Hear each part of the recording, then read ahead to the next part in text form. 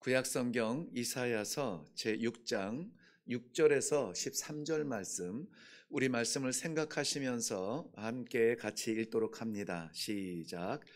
그때에 그 스랍 중에 하나가 부젓가락으로 제단에서 집은 바 편숯을 손에 가지고 내게로 날아와서 그것을 내 입술에 대며 이르되, 보라, 이것이 내 입에 닿았으니 내 악이 제하여졌고 내 죄가 사하여졌느니라 하더라.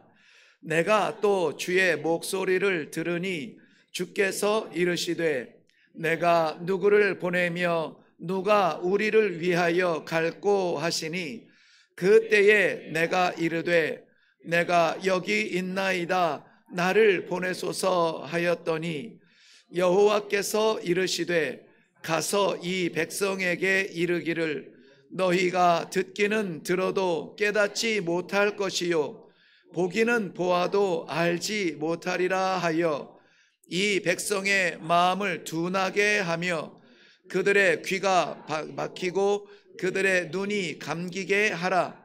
염려하건대 그들이 눈으로 보고 귀로 듣고 마음으로 깨닫고 다시 돌아와 고침을 받을까 하노라 하시기로, 내가 이르되 주여 어느 때까지니까 하였더니 주께서 대답하시되, 성읍들은 황폐하여 주민이 없으며 가옥들에는 사람이 없고 이 토지는 황폐하게 되며 여호와께서 사람들을 멀리 옮기셔서 이 땅 가운데에 황폐한 곳이 많을 때까지니라. 그 중에 10분의 1이 아직 남아 있을지라도 이것도 황폐하게 될 것이나, 밤나무와 상수리 나무가 배임을 당하여도 그 구루터기는 남아 있는 것 같이 거룩한 씨가 이 땅에 그루터기니라 하시더라. 아멘. 아멘. 너무나 많이 들었던 말씀이고 익히 잘 아시는 말씀입니다. 이 말씀 가운데 오늘 우리들에게 하나님께서 또다시 한번 저희들에게 새롭게 그리고 강력하게 주시는 말씀이 있습니다. 우리 13절 말씀 한 절 다 같이 읽어보도록 합니다. 13절입니다. 시작. 그 중에 10분의 1이 아직 남아있을지라도 이것도 황폐하게 될 것이나, 밤나무와 상수리 나무가 배임을 당하여도 그 구루터기는 남아 있는 것 같이 거룩한 씨가 이 땅에 그루터기니라 하시더라. 아멘. 저는 이 말씀을 중심으로 해서 하나님께서 남겨놓으신 그루터기 신앙, 그루터기 소망이라는 말씀을 제목으로 함께 말씀을 나누려고 합니다. 사랑하는 성도 여러분, 우리는 벌써 2024년도 세 번째 주일 예배를 드리고 있습니다. 혹시 이 한 해 어떻게 시작했는지 그 순간을 기억하고 계십니까? 어떻게 이 한 해를 시작하셨나요? 우리 송구 영신 마지막을 보내며 새로운 태양을 맞이하는 마음으로 드려졌던 송구 영신 예배 때에 우리가 하나님 앞에 헌신했던 그 마음다짐이 여전히 우리를 이끌고 있는지, 오늘 이 말씀을 통해서 저는 하나님이 주시는 흔들리지 아니하는 우리의 믿음의 뿌리를 다시 한번 확인하고자 말씀을 중심으로 해서 나누고자 합니다. 본문의 배경은 하나님께서 그 이스라엘 백성들, 너희는 내 것이라 이렇게 세상 앞에 선포했던 이스라엘 백성들, 그 이스라엘 백성들을 책망하시는 분위기가 다분히 깊게 드려져 있습니다.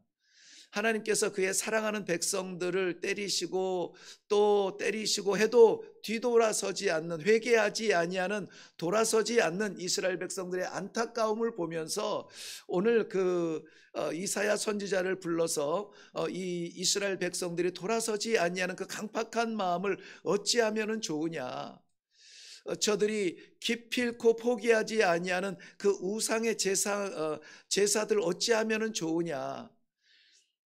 내가 내 모든 사랑을 다하여서 살린 내 백성이거늘 나를 향하지 아니하고 여전히 두리번거리는 저들의 분주한 저 눈빛을 어떻게 하면 좋으냐.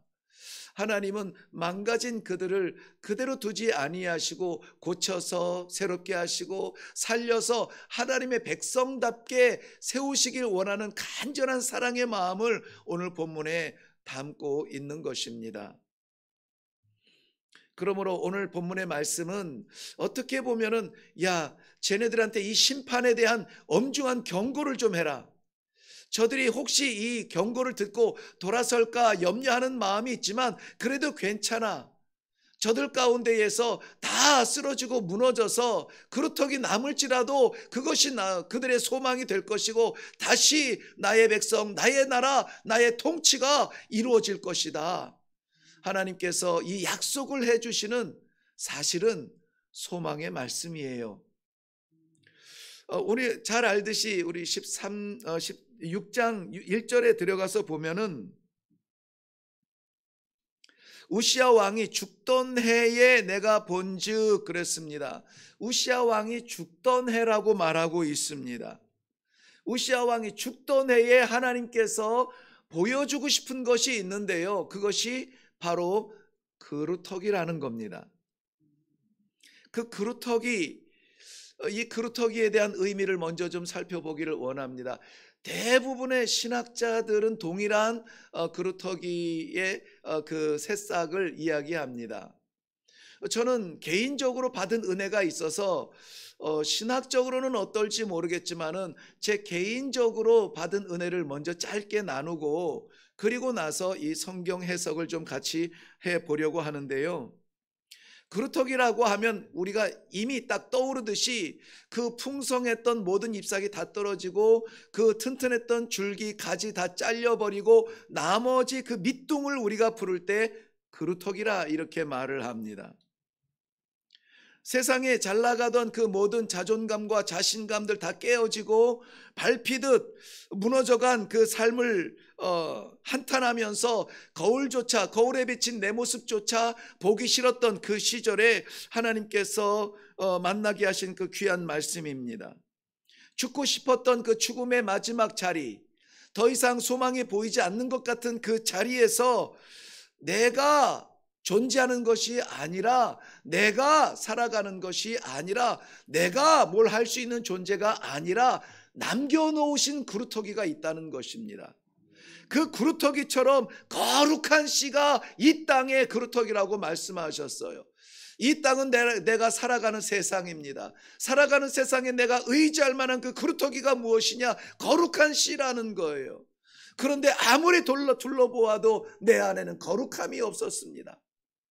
천지를 지으신 하나님의 영광에 걸맞도록 비슷하게라도 살아가는 모습이 나에게는 없었어요. 그분이 나를 만드셨다면, 그분이 나를 창조하셨다면 비슷하게 비슷한 생각이라도 할 텐데, 비슷한 삶이라도 살아드릴 텐데, 저의 삶에는 전혀 보이지 않았던 암담한 시절이었습니다.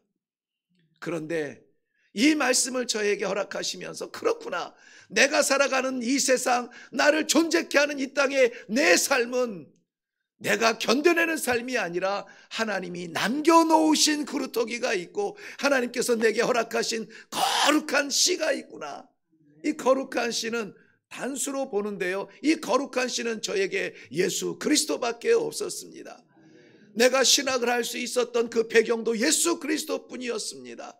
내가 목사로 하나님 앞에 헌신했던 그 순간에도 사람들의 손을 얹었으나 그러나 예수님께서 나를 붙드시고 세우실 줄로 믿습니다. 그 믿음으로 목회를 시작을 했고, 선교사로 나아갈 때에도 내가 그리워했던 땅, 내가 기도했던 땅이 아니라 알지도 못하는 그 민족을 향하여서 나아갈 수 있도록 내 이 부끄럽고 부족한 마음을 열어주신 것은 바로 거룩한 씨 예수 그리스도의 마음이었습니다. 성육신의 심장이었습니다. 그래서 저는 만나는 선교사마다, 먼저 선교사 된 분도 마찬가지지만 후배 선교사도 마찬가지요, 동료 선교사도 마찬가지요, 은연중에 제가 남겨놓는 저의 메시지는 예수 그리스도의 성육신적 삶이었습니다. 오직 우리의 모델은 예수밖에 없으므로 하려거든 예수님처럼 하자고 기도 가운데 항상 외쳤던 것입니다. 그러므로 사랑하는 성도 여러분, 오늘 본문의 전체적인 배경이 무너지고 황폐해지고 폐허가 되어지고 다 잘려나간 그 순간에도 우리를 일으키시고 우리에게 소망의 찬송을 부르게 하시는 것은 나의 어떠함이 아니라 바로 거룩한 시 예수 그리스도라고 하는 사실을 믿으시기를 바랍니다. 그 다음에 일반적이고 보편적인 해석자들이 말하는 이 그루터기는 바로 남은 자 사상에서 비롯되는데요, 우리가 잘 아는 요엘 선지자를 통하여서 요엘서 2장 28절 말씀에 보면은 이 남은 자, 우리가 흔히 말하는 렘넌트라고 하는 그 남은 자 사상이 있습니다. 온 지구촌이 하나님께서 심판하시고 싶을 만큼 이 죄악이 가득 찬 가운데에서도 남겨놓은 자를 인하여서 하나님의 백성을 시작하게 하시고 하나님의 나라를 세워가시고 하나님의 복음이 편만하게 선포될 수 있도록 다시 시작하는, 그것은 어디에서 오느냐?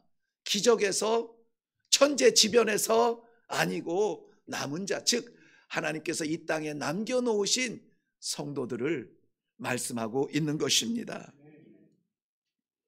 그러므로 사랑하는 성도 여러분, 오늘 이 말씀을 우리가 묵상하기 전에 내가 누구인지를 먼저 아시고 이 말씀을 받아야 됩니다. 우리 모두는 하나님께서 이 땅 위에 이 교회 가운데 우리 가정 가운데 남겨놓으신 렘넌트, 남은 자, 그루터기라고 하는 확신을 가지고 아멘으로 이 말씀을 받으시기를 바랍니다. 이사야 선지자는 오늘 1절에서 말한 것처럼 우시야 왕이 죽던 해부터 히스기야 왕의 마지막 순간까지 약 60년 동안을 선지자로 사역을 했던 그러한 분이에요. 그 시대의 상황들을 모두 다 알고 있습니다. 젊은이들이 아무리 날고 긴다 할지라도 어르신들의 눈에는 다 보이는 것들이 있어요. 세월을 우리가 가벼이 말할 수 없는 그 깊은 진리가 그들 안에는 있습니다. 이사야 선지자에게도 그런 것들이 있겠죠. 하나님께서 오늘 우리를 남겨놓으셨을 때는 이유가 있다는 것을 이사야 선지자를 통해서 말씀하고 있습니다. 남은 그루터기가 아니라 남겨놓으신 그루터기라는 것입니다. 우리가 어떻게 해서든지 뭔가 해보려고 마지막 몸부림으로 견뎌내는 이 자리가 아니라 하나님께서 이 자리에 남겨놓으셨다고요. 성도의 자리에 남겨놓으셨고 성가대의 자리에 남겨놓으셨고, 미련하고 부족하고 목사 중에 바닥에도 끼지 못하는 이 목사를 오늘도 이 강대상에 남겨놓으셨다고요. 하나님의 뜻이 그렇기 때문에 우리가 무엇을 할 수 있는가가 아니라 우리를 남겨놓으신 그분의 뜻이 무엇인지를 먼저 생각하는 것이 이 시간에 은혜의 통로가 될 줄로 믿습니다. 먼저 우리가 생각할 것은 하나님께서 나를 왜 남겨놓으셨을까 하는 것입니다. 우리 1절 한번 가서 보시겠어요? 1절에 보면 우시야 왕이 죽던 해에 내가 본즉 주께서 높이 들린 보좌에 앉으셨는데 그의 옷자락은 성전에 가득하였다. 이 옷자락이 가득하였다라고 하는 것은 이건 영광입니다. 우시야 왕이 죽던 해래요. 우시야 왕은 므낫세 왕이 55년을 통치했으니까는 제일 오래 통치한 왕은 아닙니다. 그런데 어쨌든 전후 섭정의 과정을 다 통합해서 보면 52년 동안 하나님의 백성들을 다스렸던 왕입니다. 그런데 52년 동안 우리를 다스렸던 그 왕이 어떻게 됐다고요? 죽었다고요. 왕에 죽었다는 거예요. 52년 동안 아버지처럼 섬겼던 왕. 우리 사극이나 이런 걸 보면 알겠지만은 우리나라도 이전에 나라의 임금님이 죽으면은요, 그 심정이 아직 저는 와닿지는 않지만 그때는 그랬나 봐요. 정말 내 아버지, 내 어머니가 돌아가신 것처럼 그게 오래전도 아닙니다. 제가 고등학교 때 우리나라의 이 어려운 일을 당했을 때도 광화문에 막 사람들이 몰려와서 막 이 뭐 상복을 입고 막 땅을 치며 통곡을 하더라고요. 그 옛날에는 더했습니다. 왕이 살았던 시대에는 군사부 일체라고 하는 그러한 이 정신이 살아 있었을 때였는지 모르겠지만은 내 아버지 내 어머니 돌아가신 것처럼 사람들이 길바닥에 시장에 나와서 포장도 되지 않냐는 그 길에 엎어져서 눈물을 흘리면서 통곡했던 그 장면 생각나시나요? 몇 년을 다스렸는지 상관이 없어요. 나라의 어버이가 돌아가셨다는 거죠. 그런데 생각해 보세요. 52년을 왕으로 다스렸답니다. 그 왕이 죽었대요. 그런데 왕이 죽었으면 그 나라는 반드시 통곡과 좌절 속에 있어야 되는데 동일한 한 절 안에 왕의 죽음과 하나님의 성전의 영광을 같이 보여주고 있어요. 어울리질 않아요. 죽음과 영광은 서로 같이 있을 수 없는 그러한 단어 같아요. 그런데 하나님께서는 왕이 죽은 그 해에 이사야 선지자가 찾아간 그 성전에서 하나님의 영광의 찬란함을 보고 그 앞에 무릎 꿇게 되는 것입니다. 의지하고 믿고 따랐던, 왕이 결정하면 모든 백성들이 다 따랐던 그러한 명령을 더 이상 들을 수 없고 그 인자한 모습을 볼 수가 없는 왕의 죽음. 그 왕이 죽었다라고 말해요.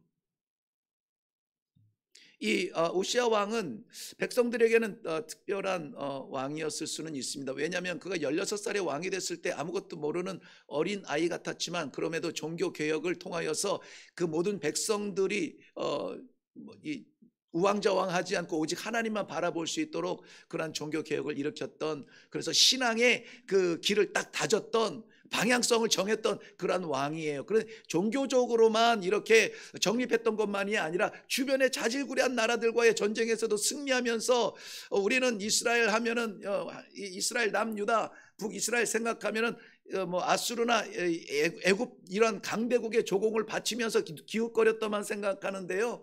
이 우시야 왕 때는 주변의 나라들한테 조공까지 받을 만큼 그런 나라들로 강해졌다는 것, 나라로 강해졌습니다. 그리고 자부심이 생겼던 것이죠. 그러면 얼마나 이 백성들이 믿을 만한 그런 왕입니까? 그 왕이 죽었어요.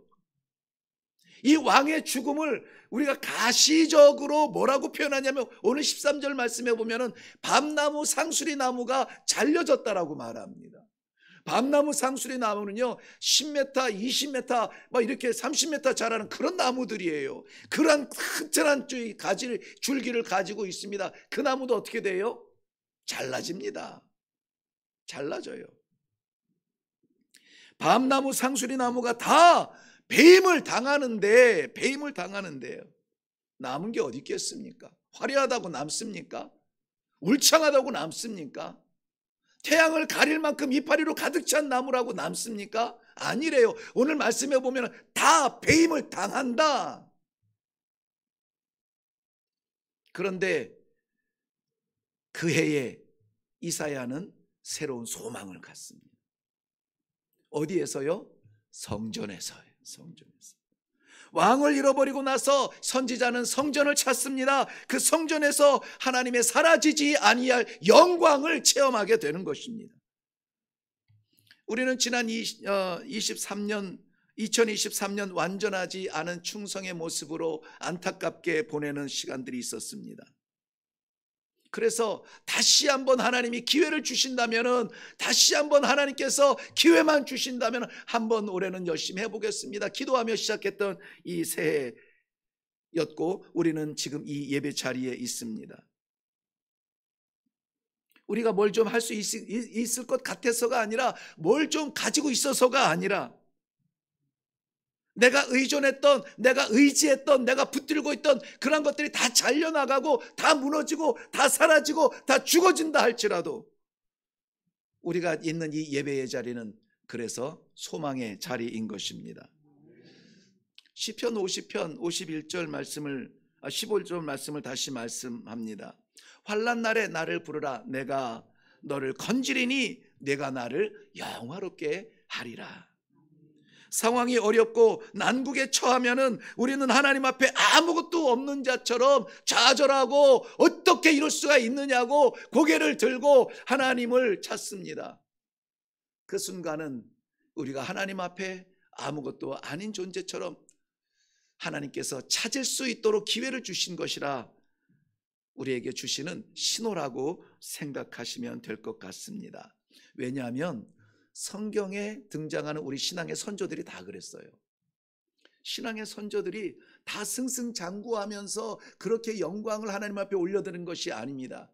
모세의 경우를 보면 나이 80에 고독한 광야에서 살아가면서 아무것도 남지 않은 그가 하나님을 부르셨을 때에 그는 그 자신을 이렇게 고백합니다. 나는 아이라 아무것도 말할 줄도 모릅니다. 말할 줄도 모른대요. 80인데 말할 줄도 모른대요. 그런 그를 하나님께서는 출애굽의 지도자로 세워주셨습니다. 일일이 열거할 수 없는 이 성경의 모든 우리가 그리워하고 부러워하는 신앙의 선조들이 다 그랬다는 것이죠. 저들이 뭔가 다시 시작할 수 있었던 그 터닝 포인트는 하나님 앞이었습니다. 하나님 앞이었어요. 비록 나이 80의 고독한 광야에서 그 육체 그 뜨거운 광야를 견딜 수 있는 마지막 한 조각 남은 샌달마저도 벗어라라는 하나님의 명령 앞에 있었지만은 그것마저 벗을 때에 하나님께서는 그를 채워 주시는 것을 우리는 말씀을 통해서 너무나 잘 알 수 있습니다. 사랑하는 성도 여러분, 여러분의 뿌리는 뭡니까? 여러분이 의지하는 것은 뭡니까? 여러분이 이 정도면 괜찮지 않나라고 붙들고 있는 것은 무엇입니까? 우리에게 왕이 있으면 튼튼할까요? 재물이 좀 한번 넉넉하면 힘이 나겠습니까? 건강하면 뭔가 좀 해볼 것 같아요? 천만의 말씀입니다. 지나온 우리의 신앙의 삶을 추억해 보세요.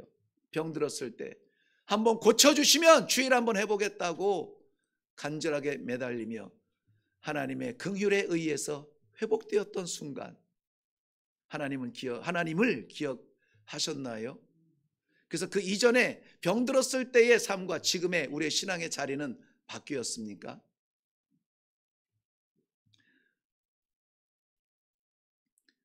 그 모든 순간마다 우리는 하나님께서 부르시는 회복의 자리인 줄로 믿고 하나님 앞에 서야 됩니다.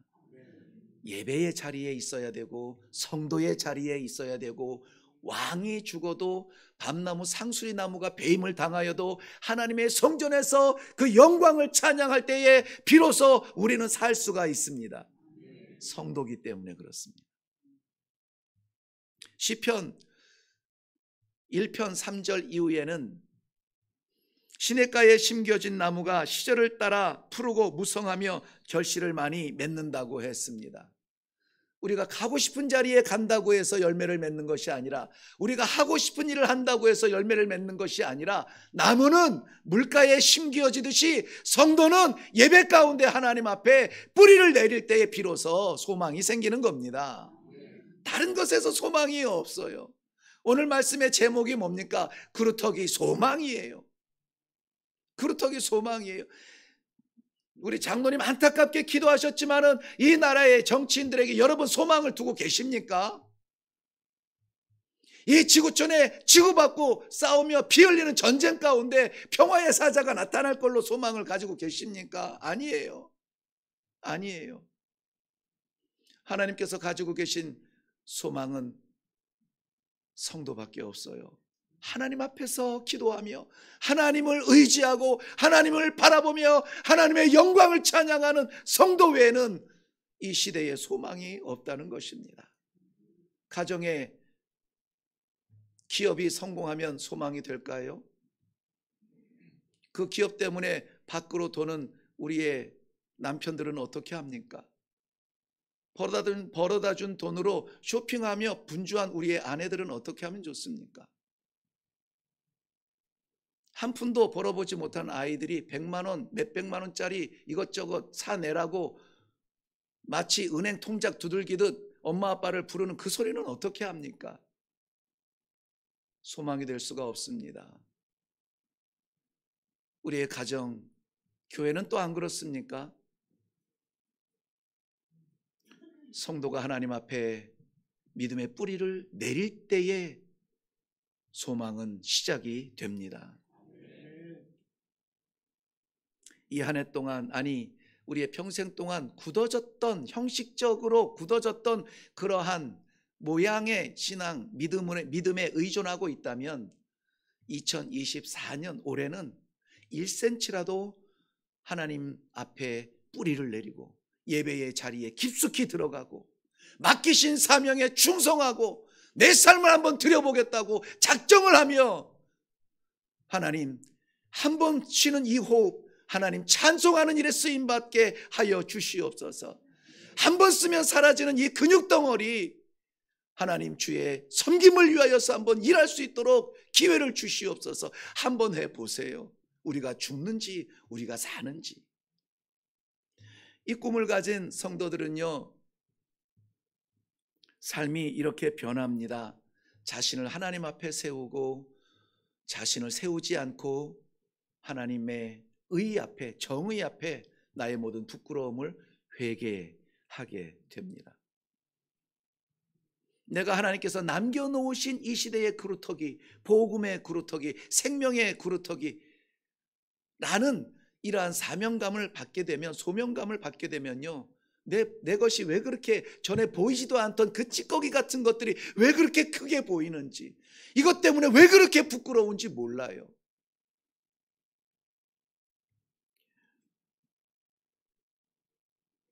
그럼에도 불구하고 이제까지는 우리가 형사의 눈으로 남을 판단하는 일에 귀신같이 빨리 움직이고 빨리 말했는지 모르겠습니다.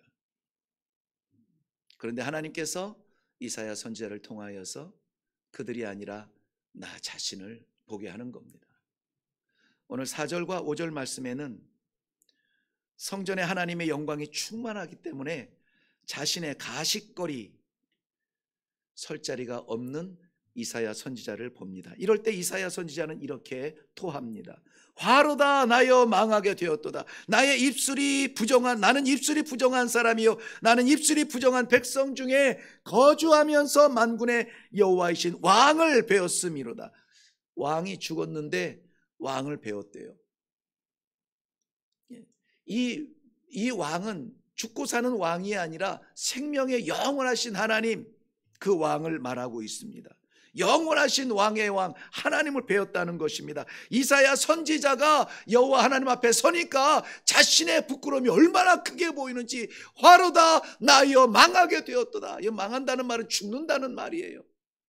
뭐 망했다가 일어나는 정도가 아니라 완전히 죽는다는 거예요. 화로다 나여 죽게 되었도다. 왜요? 거룩하신 하나님 앞에서 이 주둥아리, 이 부끄러운 주둥아리로 하나님의 영광을 보는구나. 거짓을 말하며, 과장을 말하며, 위장을 말하며, 형제를 나가라 욕을 하며, 우리의 그렇게 쓰여졌던 것조차도 죽을 것 같은 죄악으로 보여지는 것입니다. 말씀의 거울 앞에 서니까 아무라도 그 앞에서 온전할 수가 없습니다. 더군다나 성전의 하나님의 영광 앞에 서니 오죽하겠습니까? 그러므로 이사야 선지자의 고백처럼 우리는 죽을 수밖에 없는 존재인데, 오늘 이렇게 성전에서, 예배당에서, 예배 가운데 예배자로 우리를 부르시고 세우신 하나님의 뜻은 우리를 버리지 아니하신다는 약속인 것입니다. 예수님은 이런 기대를 가지고 우리를 부르세요. 내 자신을 부인하고 자기 십자가를 지고 나를 따르라. 여러분, 회개하라고 자꾸 말할 때에 듣기 괴롭고 거북하지만요, 회개는 망하는 자리가 아닙니다. 오해하시면 안 돼요.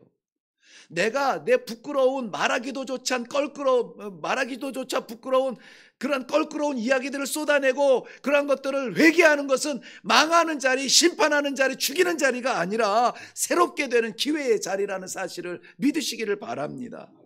초대교회에 우리는 그리워하는 초대교회에 그 놀라운 성령의 역사가 어떻게 나타났는지 아세요? 그냥 우연히 떨어졌나요? 아닙니다. 아니에요. 베드로를 통하여서 사도행전 2장 말씀에 보면은 이 초대교회에 웅성웅성 몰려들어 좌우를 알지 못하는 그들에게 너희가 회개하여 예수 그리스도의 이름으로 세례를 받고 약속하신 성령을 받으라. 성령을 무엇으로 받으라고 했냐면 선물로 받으라 그랬어요.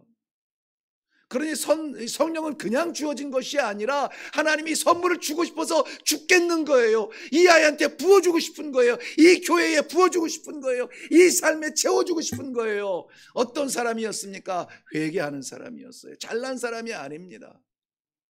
그러므로 이레교회에서는 신앙의 세월도 직분도 자랑하는 사람이 아무도 없어요. 하나님 앞에 진솔하고 하나님 앞에 진실하고 하나님 앞에 아이 같은 그런 사람이 이레교회에서는 빛이 나는 사람이에요.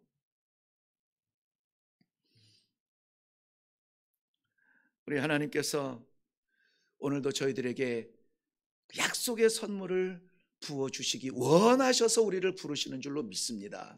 아니, 순서가 바뀌었죠. 이미 우리는 그 성령을 뜨겁게 받았는데 이걸 뜨겁게 타오르지 못하고 냉랭하게 간직하고 있었다면은 야야 네가 그루터기야, 네가 거룩한 씨야, 네가 이 가정을 이 교회를 믿음으로 성령으로 불태울 불씨야 라고 말씀해주고 있는 것입니다. 이 믿음이 회복되어지는 성도는 삶이 바뀝니다.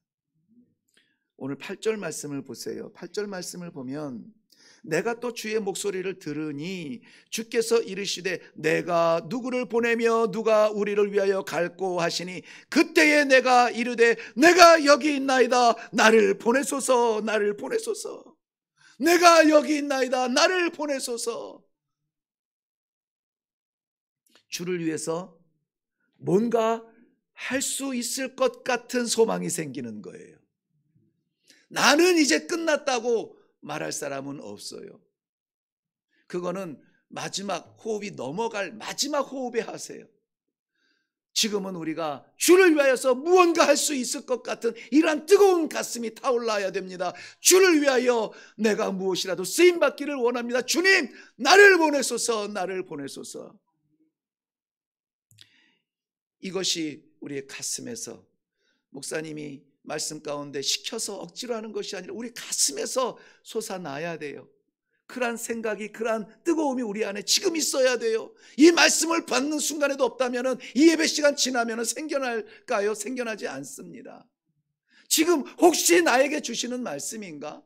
내가 정말 주를 위해서 뭔가 할 수 있는 사람인가? 나 같은 것도? 라는 생각이 들거든 아멘으로 받으시기를 바랍니다. 향산 종이에서는 향내 난다 하죠. 거룩한 뿌리에서 거룩한 싹이 나고 거룩한 싹에서 거룩한 잎사귀가 열리고 거룩한 잎사귀 따라 거룩한 열매가 되는 것입니다. 하나님의 백성을 일으키는 일은 쉬운 일이 아니에요. 여러분 저하고 마찰이 없습니까? 없을 수가 없어요. 쉬운 일이 아닙니다. 오늘 본문 배경 말씀을 우리가 읽으면서 느꼈겠지만은 가서 외치라고 하는데 쟤네들이 깨달을까 겁난다 야.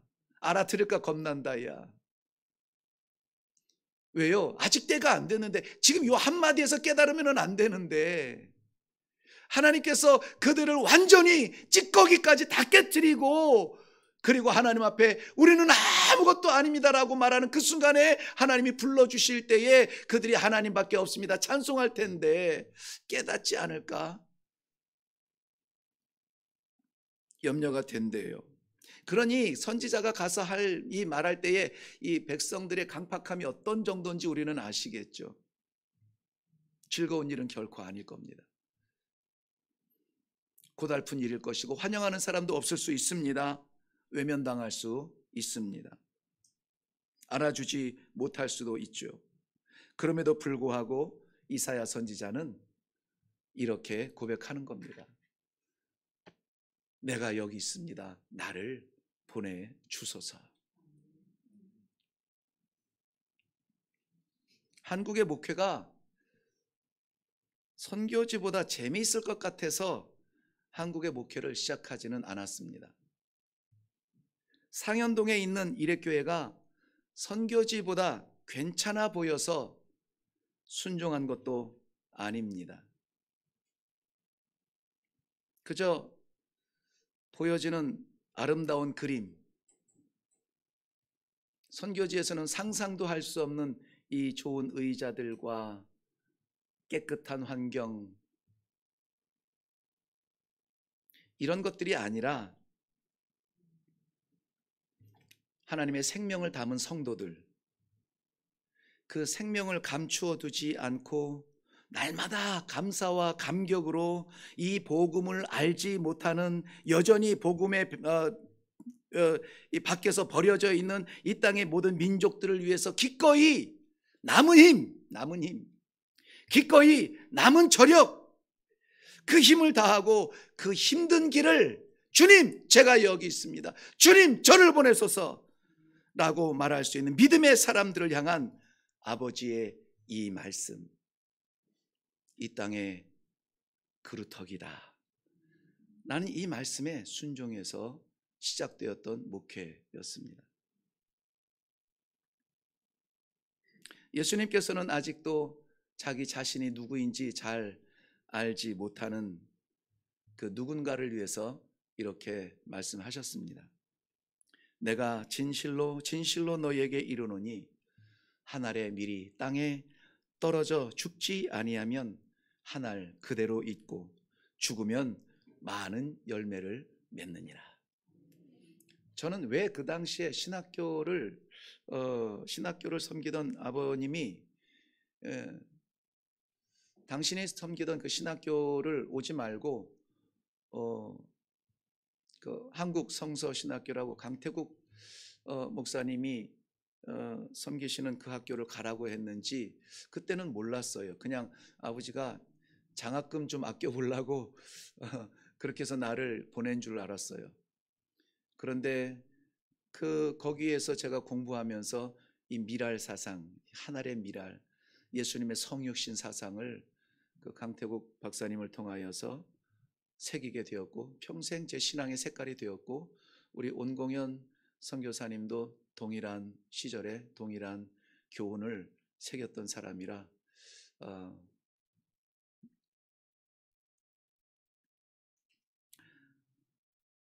떨어져 죽어야 산다는 의미가 뭔지를 잘 알고 있습니다. 우리 교회는 그래서 죽기로 준비된 사람들이 생명을 살리는 놀라운 하늘의 기적을 일으킬 준비가 된 사람들입니다. 사랑하는 성도 여러분, 우리는 하나님의 생명을 받은 성도들입니다. 예수 그리스도의 은혜로 살아가는 성도들이죠. 성령의 능력이 아니면은 금방이라도 쓰러질 수밖에 없고 도망갈 수밖에 없고 숨을 수밖에 없는 연약한 존재들인데 이렇게 예배의 자리에 있습니다. 지난 주일에 우리는 2023년 재정 결산과 2024년 재정 예산을 위한 공동의회를 했습니다. 안타깝게도 숫자적으로는 마이너스였습니다. 그런데 오늘 우리는 2명의 선교사를 파송하는 감사 예배를 드립니다. 라오스와 아프리카의 남수단으로 파송하는 일에 부름을 받았습니다. 나는 못하겠다. 괜찮아요. 못하셔도 됩니다. 이것을 왜 하는지 이해를 못하겠다. 괜찮아요. 이해하지 못해도 됩니다. 오늘 파송 예배 때 제가 파송사에 담을 이 이야기이지만 우리는 하나님의 뜻을 다 알지 못합니다. 우리가 할 수 있는 일은 순종하는 거예요. 오늘 이 파송 예배를 준비하면서 저는 한 가지를 다짐을 했는데요. 1부 예배 때도 고백을 했기 때문에 2부 예배도 동일하게 고백을 합니다. 이런 일을 우리 성도들에게만 맡길 것이 아니라 대단한 건 아니에요. 저는 그저 한 달 안에 해야만 하는 외식 한 번 안 하고, 사고 싶은 옷이 있어도 한 벌 안 사고, 만나고 싶은 친구 있어도 한 번 참으려고요. 그리고 그것으로 이런 일에 섬길 수 있다면 하나님께서 일하시지 아니하시겠는가 하는 생각이 듭니다. 여전히 저에게 그런 밑둥이 남아있음이 감사합니다. 거룩한 씨가 우리 일회교회에 심겨졌다니 너무나 감사합니다. 아무쪼록 이 한 해에 기필코라도 우리 신앙의 뿌리가 더 깊이 내려지고 맡기신 사명을 위해서 주님, 제가 여기 있습니다. 나를 보내소서, 나를 사용하여 주옵소서.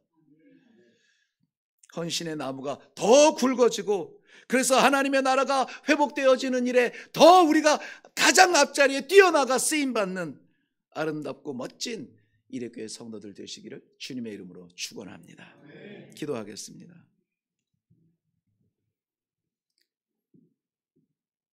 살아계신 아버지께서 이 땅 위에 남겨놓으신 이 그루터기들을 보시옵소서.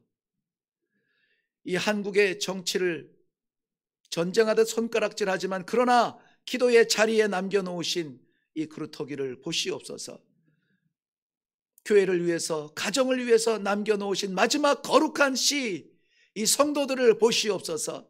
그리고 이들이 사명을 감당할 수 있도록 성령께서 함께하여 주시옵소서. 2024년도는 반드시 변화되어서 내 인생이 아니라 아버지 나라의 놀라운 역사를 나타내는 귀한 성도들 되도록 축복하여 주시옵소서. 감사드리며 예수님의 이름으로 기도하옵나이다. 아멘.